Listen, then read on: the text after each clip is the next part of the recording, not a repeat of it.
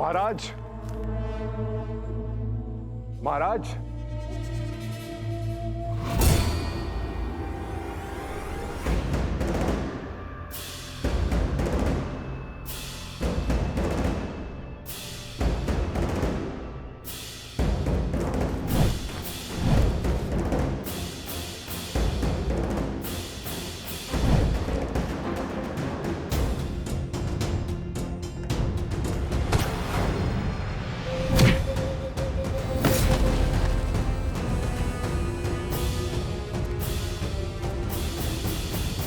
अब तक तो पुराने घाव ही नहीं भरे और आप पुनः आ गए। क्षमा कर दीजिए मुझे, क्षमा कर दीजिए।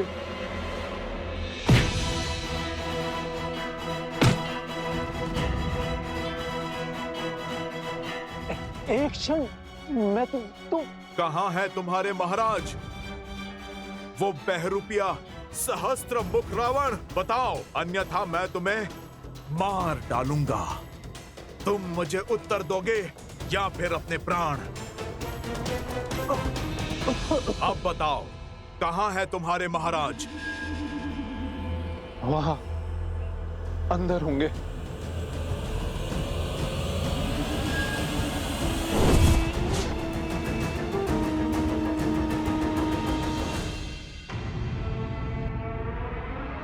पिछली बार जब मेरी पिटाई हुई तो वो आप थे या हनुमान, या इस बार आप थे और पिछली बार सच वाले हनुमान?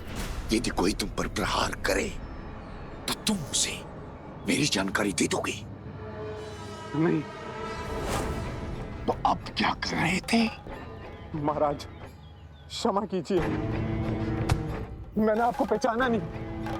मुझे नहीं पता था कि आप हैं। और नहीं पता हो तो अपने महाराज से विश्वासघात करोगे? ऐसे ही एक विश्वासघात के कारण मेरा भाई दशानन रावण विभीषण की घात से मारा गया। मेरा पुत्र भी उसकी पत्नी पद्मा की मूर्खता के कारण मारा गया, पर अब नहीं, इस राम और इसके साम्राज्य को मैं पराजित करूंगा। बुरा ना माने तो एक बात बोलूं महाराज, ये प्रयास हम पिछले कई वर्षों से कर रहे हैं। ना राम राज्य को खत्म कर पा रहे, ना राम को। राम राज्य तो धीरे धीरे पूरे भारतवर्ष में स्थापित हो रहा है, और तो और हम अश्व तक नहीं ढूंढ पा रहे, और ना ही हम सब कुछ का कुछ कर पा रहे हैं। लेकिन शास्त्र रावण अब वो दांव खेलेगा कि राम राज्य की कल्पना करने वाले राम का वंश राम के हाथों ही खत्म करवा दूंगा।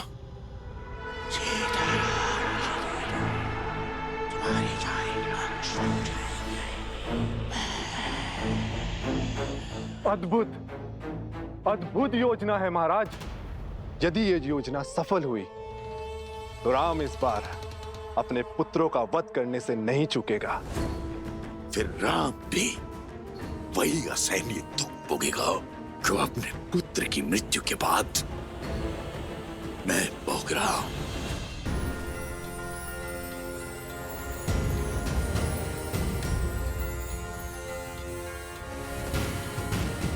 अरे नहीं नहीं नहीं, नीचे नहीं, नीचे नहीं, धीरे धीरे, पेट में गुड़गुड़ होता है। और तेज जाए तो और आनंद आएगा। नहीं नहीं नहीं।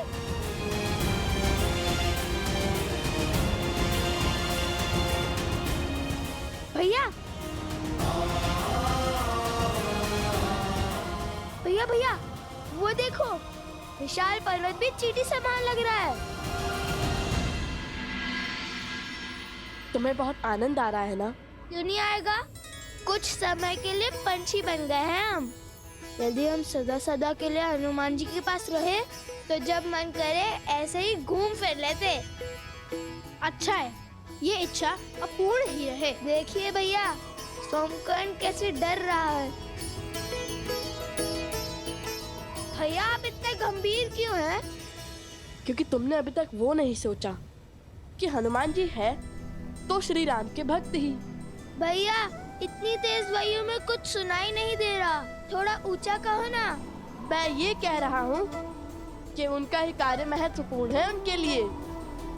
हाँ, माना कि उन्होंने उन प्रेतों से हमारी रक्षा की, किंतु इस सहायता के बदले में उन्होंने अश्वमेघ का अश्व मांग लिया तो? अरे हाँ, ये तो मैंने सवारी के आनंद में सोचा ही नहीं। अब क्या करेंगे? हनुमान जी कितने भले और भोले हैं। उनसे युद्ध करने का तो मेरा भी मन नहीं है। उनसे लड़ेंगे भी कैसे? मन तो मेरा भी नहीं है। हाँ, मेरा भी नहीं। बालकों, आप कहो तो मैं आपकी दुविधा सुधार दूं।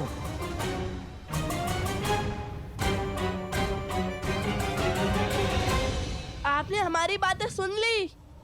कैसे? प्रभु की कृपा से पूरी पृथ्वी पर कहीं भी कोई भी श्री राम कथा कहता है तो मैं उसे सुनने दौड़ा चला जाता हूँ।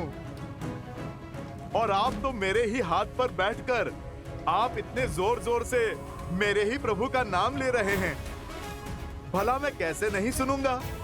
किंतु आप दोनों की चिंता का निवारण है मेरे पास। क्या हनुमान जी?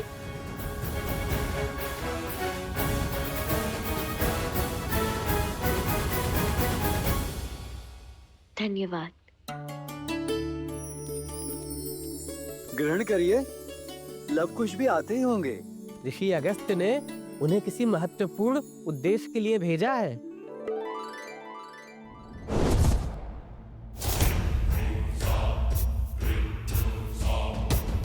अश्व को देवताओं का संरक्षण तब तक है जब तक उसकी पवित्रता भंग नहीं हो जाती।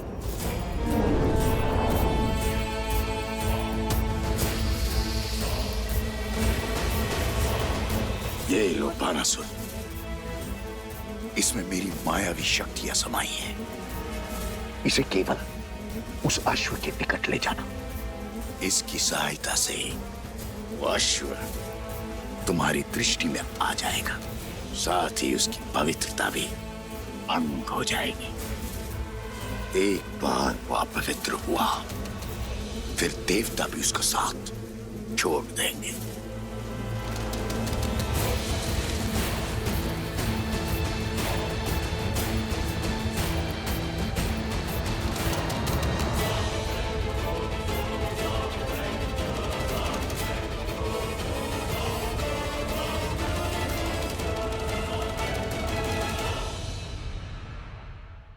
ये लीजिए अश्व का चारा।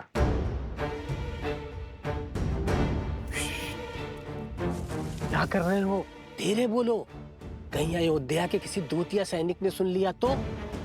क्षमा क्षमा करें। लाओ, ये मुझे दे दो, मैं ले जाता हूँ और उसे पुनः देख भी लूंगा। नहीं नहीं, आप विश्राम कीजिए, इसे मैं ले जाता हूँ। कोई बात नहीं, मुझे दे दीजिए। अरे, जब इतना आग्रह कर रहे हैं तो दे दो ना। जी।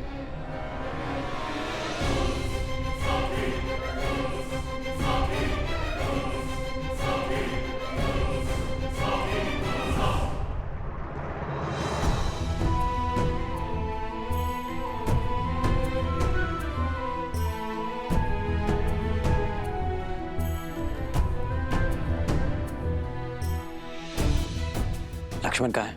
वो कुमार शत्रुघ्न को इस अवस्था में देख नहीं पाए। वो उन दोनों ऋषि कुमारों को मारने निकले हैं। स्मरण रहे भरत, व्यर्थ रक्त की एक बूंद नहीं गिरनी चाहिए। लक्ष्मण किस ओर गए हैं?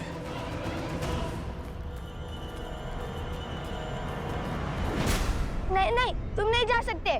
छोड़ दो, पेट में गुड़गुड़ हो रहा है, अनर्थ हो जाएगा। अनर्थ? भागो सोम, इसलिए तनिक सोच विचार कर खाया करो। बताइए हनुमान जी, क्या समाधान है आपके पास हमारी दुविधा के लिए? देखिए, समाधान सरल है। अच्छा, कितना सरल? इतना सरल कि आप मुझे अश्वमेध यज्ञ के अश्व और शत्रुघ्न भैया को ले जाने दीजिए। ये तो बहुत सरल है। नहीं नहीं, अर्थ का अनर्थ मत समझिए। जैसे ही अश्व अयोध्या पहुंचेगा, यज्ञ संपन्न होगा, मैं स्वयं आप दोनों को प्रभु श्री राम के पास ले जाऊंगा। आप अपने मन में उठ रहे हर प्रश्न का उत्तर पूछ लेना उनसे। हृदय का हर भंवर शांत कर लेना। भक्त का मन सदा भगवान के हित में ही धड़कता है ना? एक बार यज्ञ संपन्न हो गया, फिर कौन लवकुश? एक बार आपका हित सिद्ध हो गया, फिर आप हमें और हमारे उद्देश्य को ध्यान में क्यों रखेंगे?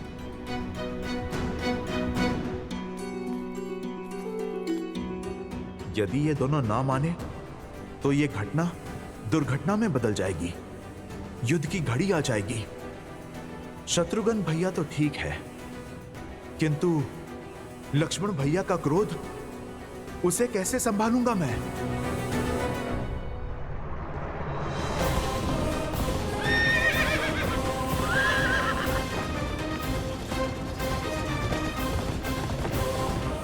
शीघ्र चलो मित्र।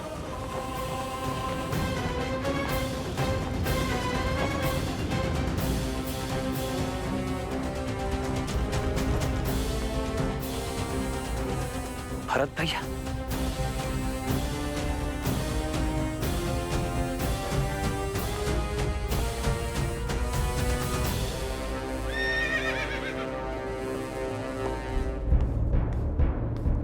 भरत भाई, आप यहाँ? लक्ष्मण कहाँ जा रहे हो तुम? यदि आप मुझे रोकने आए हैं तो लौट जाइए भैया। मैं अपने भाई को ऐसी स्थिति में तो नहीं देख सकता। और मुझे पूर्ण विश्वास है कि कोई ना कोई आसुरी शक्ति भी अवश्य सम्मिलित है इसमें। मुझे आसुरी शक्ति की उपस्थिति का आभास हुआ है। यदि शत्रुघ्न को कुछ भी हुआ तो हम भैया को क्या उत्तर देंगे? क्या मुख दिखाएंगे अयोध्या वासियों को?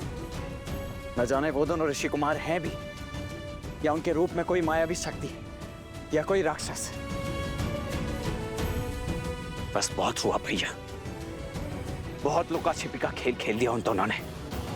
अब तो उन दोनों का अंत मेरे हाथों निश्चित है।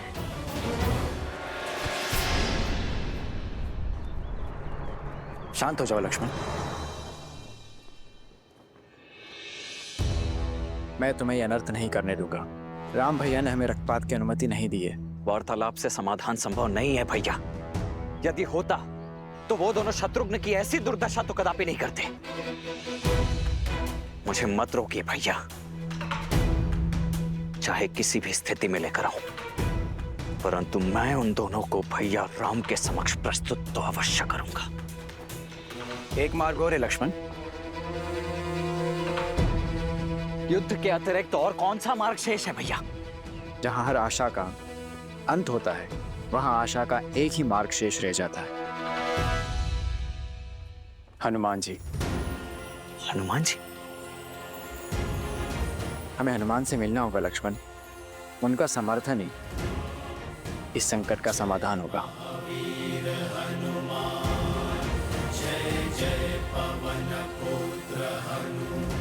रुकिए ऋषि कुमार, बात तो सुनिए। रुकिए।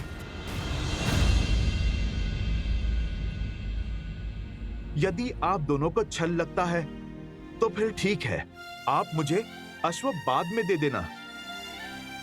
आप इसी क्षण चलिए मेरे साथ। मैं अभी आपकी भेंट अपने प्रभु से करवा देता हूँ। सब समझते हैं हनुमान जी। आप यदि हमें बिना लड़े प्रभु के पास ले जाएंगे तो आपकी भक्ति तो सिद्ध हो जाएगी ना। आप तो प्रभु के सबसे बड़े भक्तों की श्रेणी में सबसे ऊपर चले जाएंगे। हमने कहा था कि हम प्रभु के सबसे बड़े भक्त हैं। उसी का प्रतिशोध ले रहे हैं आप हमसे। यज्ञ पूरा करने का प्रयास कर रहे हैं ना आप? आपको मुझ पर विश्वास नहीं है?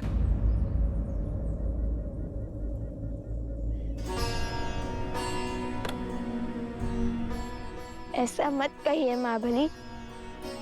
जिन पर स्वयं श्री राम विश्वास करते हैं, जो बड़े से बड़ा काज पूर्ण करते हैं, जिनके सिर पर सदा माता सीता के आशीर्वाद की छाव रहती है, उन पर अविश्वास करने का महापाप हम कदापि नहीं कर सकते। किंतु ये घड़ी और घटना सामान्य नहीं है।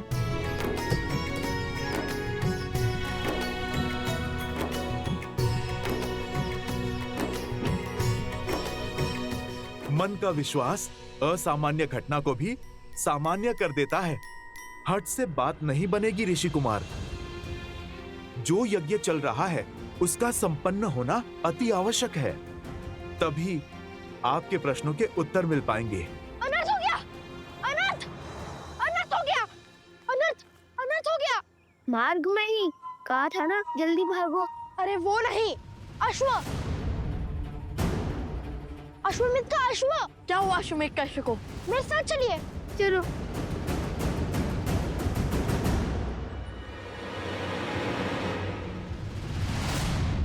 पकड़ो, पकड़ो उसे, पकड़ो उसे, पकड़ो उसे। गुरु, गुरु। अब ठीक तो है ना?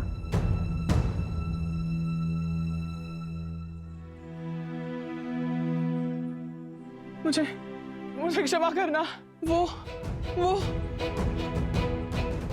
क्या हुआ बताएंगे? वो अश्वमेध यज्ञ का अश्व वो अकस्मात लुप्त हो गया। वो तो लुप्त ही था। माला पहनाई। वो माला खुल गई।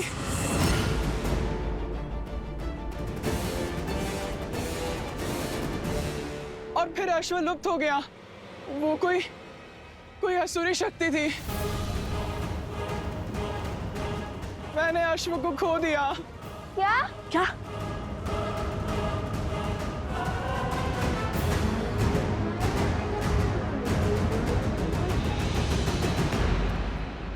मुझे क्षमा करना। श्वास लो और शांत करो स्वयं को। बताओ, विस्तार से बताओ कि हुआ क्या था। वो मैं और प्रसूता लव कुश की कुशल क्षेम जानने आए थे और तभी मैं अश्व को चारा खिलाने आया। तब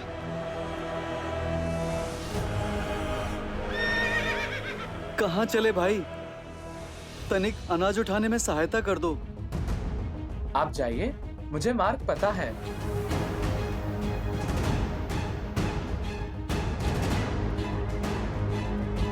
तनिक शीघ्र आइए भाई।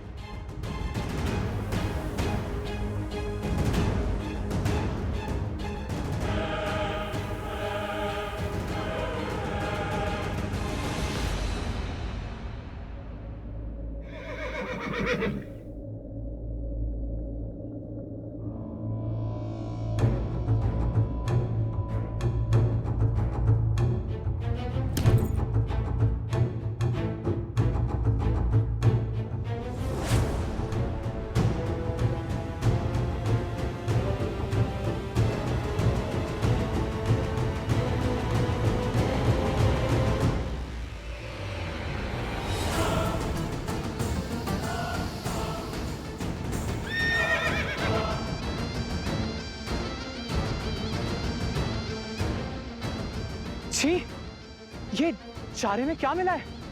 अश्वमित्र, चलो यहाँ से।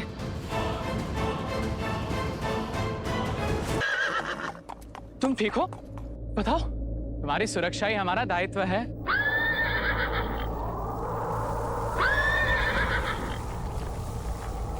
ये क्या हो रहा है?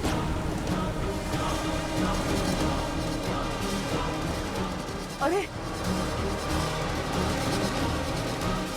शांत हो जाओ मित्र।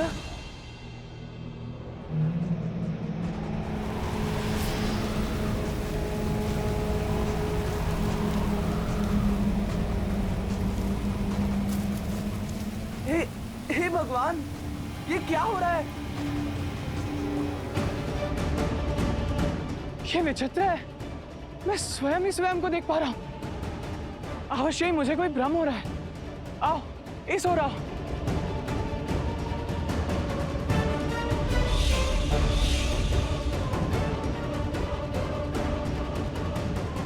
ये क्या? जैसे मेरे चारों ओर दर्पण लगे हो।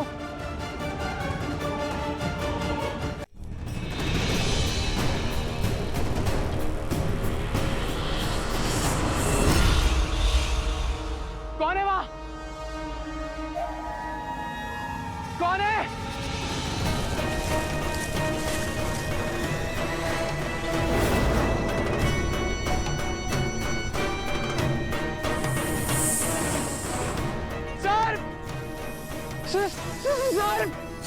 सर, नहीं।